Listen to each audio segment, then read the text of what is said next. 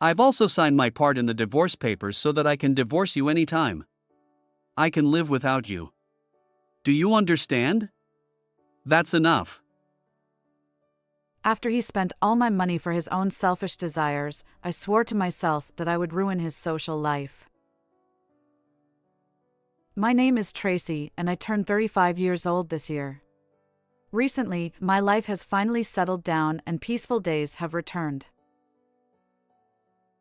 It all started when I became friends with a certain person I worked with at the same company.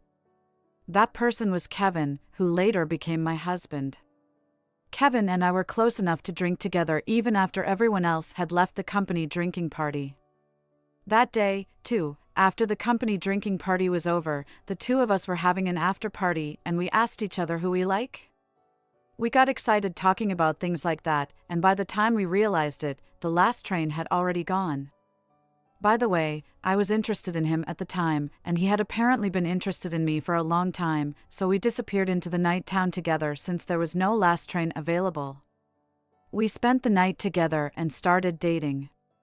I had just turned 30 at the time and was thinking that I wanted to get married soon. So I said to him, "It is me being selfish, but if we're going to date at this age, please date me with marriage in mind." Of course, I'm glad as that's the plan, but I'm kinda lame to be proposed to, aren't I? We said it laughing at each other. Since we started dating, we went out for drinks together after work and went on trips using paid leave, and so on. Then one night, he made a reservation at a restaurant with a slightly luxurious night view. After finishing the meal, he took out a ring and proposed to me. I kind of guessed it, but I was very happy. At a later date, after we had both families meet and report to people at work, we got married a month later. We were blessed by everyone at work, and both my parents and I cried and were very happy at the same time. After we got married, we rented the house and lived there together, but my parents suggested that they would support us in having a brand new house built. When I asked where the money came from, they said that they had been saving money for me since I was a child for the future.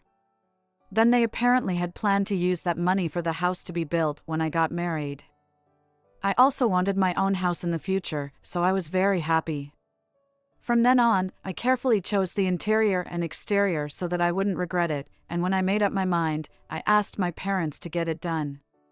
Then, 2 years after Kevin and I got married, he told me, I want to quit my job and start my own business. What do you think about it, Tracy? This is not just my problem. "I'm not going to quit my job, but if you want to start your own business, I'll support you, and of course I'll help because we are a couple." I was a little anxious about it, but he said we could live with the in-laws if we became unable to make a living. Then, as he had my permission and the peace of mind of being able to live with his parents, he soon quit his job and became foreign capital self-employed. After he started his own business, he made a profit in the first year, but as the second and third years went on, his business started to be in the red. Then after all, we couldn't cover our living expenses with just my income, so I made a suggestion to him. "We should ask my parents to get a new house built because we cannot make ends meet with your income and my income, I'm sorry, but then we won't have to pay rent. I've already decided on the interior to a certain extent. It will take 1 to 3 months until the house is built if I ask them now, but in the meantime, you see, your mom told us before that we could go back to their house, so why don't you talk to them?" However, he wasn't willing to do that, saying, I've been thinking about asking for a new house for a long time. But it's not a good idea to go back to their house, because I'm the one who decided to start my own business and I can't just go back there so openly. Besides, my sister is apparently at their house now. I was disgusted that he still couldn't let go of his vanity during a situation like this. I mean, he easily said yes to the new house, though. Then the next day, for some reason, he was a complete change from yesterday and began to talk like this. We're going to live at my parents' house from this weekend, so we'll have to pack our stuff and make an arrangement to leave this house. It was so out of the blue, so I asked him what happened. Then he apparently called his mom after I went to bed to see if we could move in with them for a while. Then she allowed us, apparently. So I also asked my parents about the new house, and we prepared to move in with my in-law. From what my husband told me, they said they would welcome us generously, so I decided to take their word for it until the new house was built. At the time, I had no idea that this was the beginning of hell. After completing the procedure to cancel the contract for the current house, we headed to my in-laws' house. However, when we arrived at their house, the situation was strange. My husband said they would welcome us generously, but I felt they had a different vibe. For some reason, my mother-in-law and sister-in-law were staring at us. I felt a bit uneasy and asked them both, did I do something wrong? Is it still bothering you? Then they gave me a cold shoulder. It was a short time, but a new life began in an awkward tension. Living with my in-law was really tough. I was hated by my mother-in-law and sister-in-law, and they said something sarcastic every time something happened. When I was relaxing at home on my day off, my mother-in-law said, "You were able to make a living thanks to my son's earnings, but you are really laid back, aren't you?" What are you talking about, Mom? I earn more than Kevin. Then my mother-in-law and sister-in-law said, "Why do you tell a lie like that? He said that you guys don't have enough money because of you." How can you tell such a lie? I don't think you can complain, and you're lucky enough that we let you stay here. They somehow thought that I don't have money, so I asked my husband why they think that way. Apparently, he said to them, "We can't make ends meet as Tracy earns less. I'm trying hard, but I can't do it anymore." This explains why the two of them stared at me when I arrived at their house.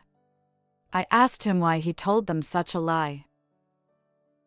"Look, I didn't want to worry my mom and sis, and it would be lame to tell them that I failed when I decided to run my own business on my own, wouldn't it?"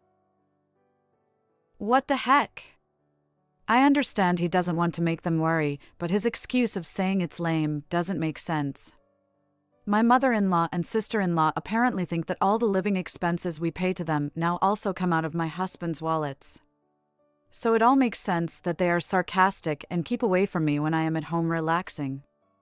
They also have heard that the new house will be built with his money apparently, and they are ready to move in together when it's built. I don't understand this either. My parents are the ones who are paying for the new house. I was getting more and more confused, which drove me crazy. Neither of them has any money, as their mother-in-law retired and is now living on a pension, and their sister-in-law is an absolute NEET after she quit her job. So they put the bite on me as they think he has money. "Tracy, I heard that you are in charge of his money. I'm going out with friends soon. Can you lend me $337? It's impossible for me to suddenly lend you $337. You're so stingy, aren't you?"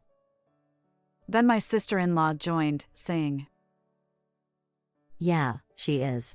You're being fed by Kevin, aren't you? "It's all the money I earned, so why do I have to be told this?" I couldn't stand it from the bottom of my heart. Then my husband joined the conversation and said, "It's my money, so don't be stingy, okay? It's not a problem at all, Mom." "Really? Thanks as usual. When compared to that, you don't know how to relax, do you, Tracy?" Kevin, don't you have any for your sister? I want to buy something too, and want about $205. Okay.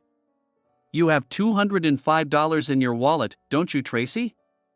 Give it to her quickly. As vain as ever, he forced me to hand them over. On top of that, it seems he can't stop lying anymore, saying, "You're living a luxurious life like this thanks to me." I couldn't take it anymore, so I had a chat with him. Stop showing off. I can't stand it anymore. At least, make it look like you borrowed it from me and write an IOU. Lately your stingy attitude gets in people's hair. IOU? I'll write it down for you. It's just a piece of paper, so it doesn't mean anything. You miss the money that much? Don't say things that don't make sense, like miss money. How much of my salary do you think you've spent? What? If you're going to go that far, do you want a divorce? I've even signed my part of the papers so that I can divorce you at any time. I can live without you. Do you understand? That's enough? Look, I wrote you an IOU. You're making too much fuss just because I spent only $3,375 of your bonus. When he said this, he threw the IOU at me, showing divorce papers, as if to say it was my fault. He doesn't show any signs of remorse at all. He said only $3,375, but we've only been at my in-laws for about a month. They spent my summer bonus. I could have just divorced him, but I decided to stay. Because my mother-in-law and sister-in-law still think I've been able to live on my husband's money. I wanted them to go to hell after showing the reality of the fact that my husband is spending my money as if it was his own. Then I started preparing for my revenge. First, I looked for the divorce papers that my husband had signed. Surprisingly, I found it easily. I signed my part and registered it to the city council and sneakily completed the divorce. Next, I told my husband that the new house would be completed soon and made him start preparing to move into the new house. The completion date I gave him at that time was of course a lie. It's already finished. My mother-in-law and sister-in-law seemed to be very happy with the new house. I tried my best to hold my laughter back when I saw my husband with a smug look, as if to say it was all thanks to him. He didn't even know that I was already divorced from him. I can't wait to see what kind of expressions those three jerks will have on their faces to accept this reality later on. I asked my father to put the house under his name, because if it was built under my name, it would be a problem with property division when I got divorced. My father informed me that the new house was completed, so I gradually moved my belongings into the new house. After I finished moving the last of them, I left my in-laws' house without saying a word. The new house is very comfortable, and both the interior and exterior are perfect as expected. I got so excited and spent the whole day inside the house while thinking that the smell of a new house is really nice.